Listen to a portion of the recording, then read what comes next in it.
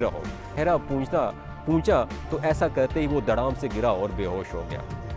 उसके गिरते ही शेख और उस लड़की ने सुनार की दुकान को लूटा और वहां से फौरन रफू चक्कर हो गए। इस वाक़े को जब 4 साल गुजर गए तो शेख ने बताया, मैं इस तरह दाखिल हुआ और ये कहा, पुलिस वाला सुनार से कहने लगा, जनाब आप बिल्कुल ठीक उसी तरीके से रुमाल को चेहरे पर फेरें जिस तरह उस दिन आपने रुमाल को चेहरे पर फेरा था। सुनार ने ऐसा ही किया और फिर से धड़ाम से गिरकर बेहोश हो गया। दोस्तों की मदद से दोबारा दुकान लूटी जिन्होंने पुलिस वालों का भेस बदल रखा था।